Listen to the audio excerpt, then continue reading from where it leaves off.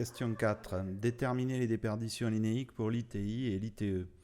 Alors en utilisant les plans du DT1A au DT1E, le DT2 qu'on avait vu tout à l'heure, et les fascicules évidemment de la RT 2012, et les documents DR3A et DR3B. Bien, donc si je reprends le document DR3A, il s'agit d'un tableau récapitulatif pour l'isolation ITI, donc isolation par l'intérieur.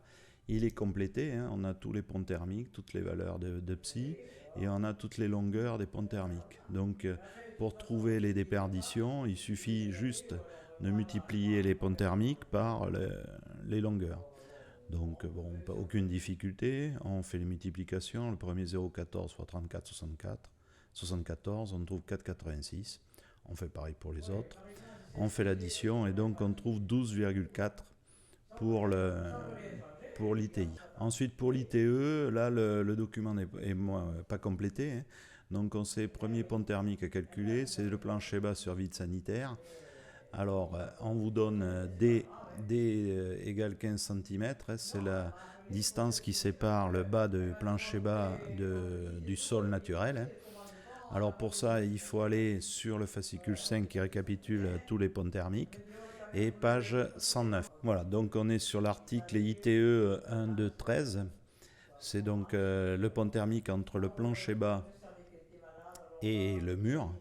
Alors, on a nous un plancher en polystyrène, donc on est plutôt dans ce cas-là, hein, avec au-dessus une isolation et une chape.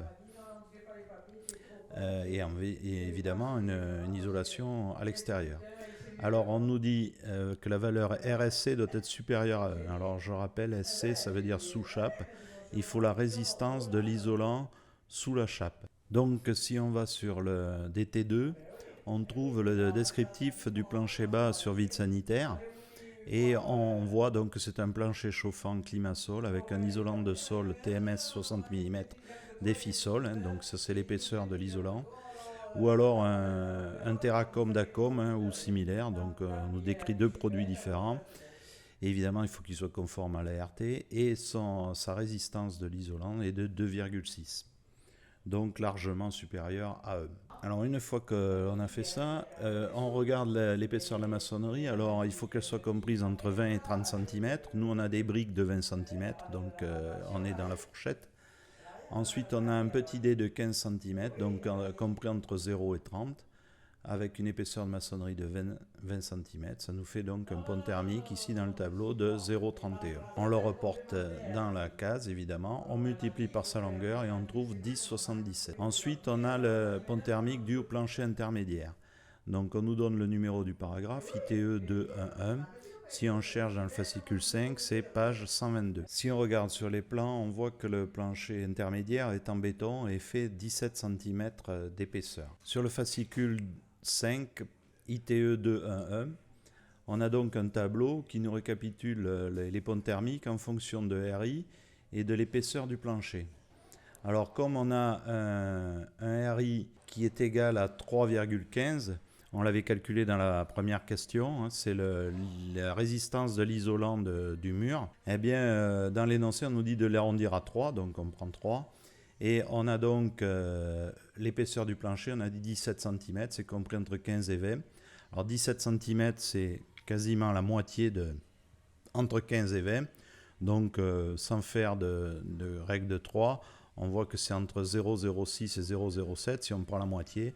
Donc ça fait 0,65. Donc ici on reporte la valeur 0,065 multiplié par 30,56, ça fait 1,99. Ensuite, pour les ponts thermiques des angles rentrants, avec une maçonnerie de type A, c'est-à-dire un monomur. Alors l'article 4201, enfin 421 en réalité, c'est fascicule 5, page 133. Sur l'article ITE 421 du fascicule 5, on voit donc pour tout type de mur, hein, qu'ils soient en béton, en maçonnerie ou en maçonnerie isolante, eh bien on a une seule valeur de psi, hein, qui est égale à 0,0. On reporte la valeur dans le tableau, on le multiplie par sa longueur 27,82 et donc on trouve 0,83. Enfin la liaison entre le mur pignon et le plafond léger. Alors c'est l'article ITE 3114 du fascicule 5. Donc cet article est page 130 du fascicule 5. Alors on voit ici le plafond léger, ici le mur en maçonnerie, l'isolation extérieure. EM c'est toujours l'épaisseur de la maçonnerie. On nous demande de vérifier que la résistance de l'isolant est supérieure à 3,2. Alors si on regarde dans le document DT2, on voit que l'isolation des plafonds est faite avec un isolant, une laine de verre de 300 mm d'épaisseur et qu'elle a une résistance thermique de 7,5. Donc RI est bien largement supérieur à 3,2, donc on peut bien employer ce tableau. Ensuite ici, il faut vérifier que la résistance du mur RI et de l'isolant, toujours, est supérieure à 2. On l'a calculé tout à l'heure, on avait trouvé 3,15, donc pas de problème. Si on regarde dans le tableau maintenant, en fonction de l'épaisseur du plancher EP, alors EP, on voit que c'est l'épaisseur totale de l'isolant et de la plaque de plâtre. Donc nous, c'est 31 cm, puisqu'il y a 30 cm d'isolant, plus la plaque de plâtre, ça fait 31. Et on a une maçonnerie de 20 cm. Alors là, il va falloir faire un produit en croix, il va falloir extrapoler dans le tableau. Alors si on extrapole, on sait qu'entre 25 et 20 cm, qui étaient les deux valeurs que l'on avait dans notre tableau, il y a 5 cm. Pour 5 cm, on a un pont thermique de 0,31 et de 0,29. Si on fait la différence, ça fait 0,02. Nous, on a 31 cm. Si on fait la différence avec 25, ça fait 6 cm. Donc, on trouve une valeur X, un écart sur le pont thermique d'une valeur X. Si je fais le produit en croix, donc 5 fois X égale 6 fois 0,02. Donc le 5, je le passe de l'autre côté, ça fait 6 fois 0,02 divisé par 5, et ça nous fait 0,024. On a 0,29 pour 25 cm et 0,31 pour 20 cm.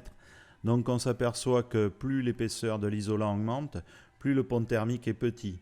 Donc nous, comme on a fait par rapport à 25 cm, eh bien on va prendre le pont thermique à 25 cm, c'est-à-dire 0,29, et on va soustraire l'écart que l'on vient de calculer.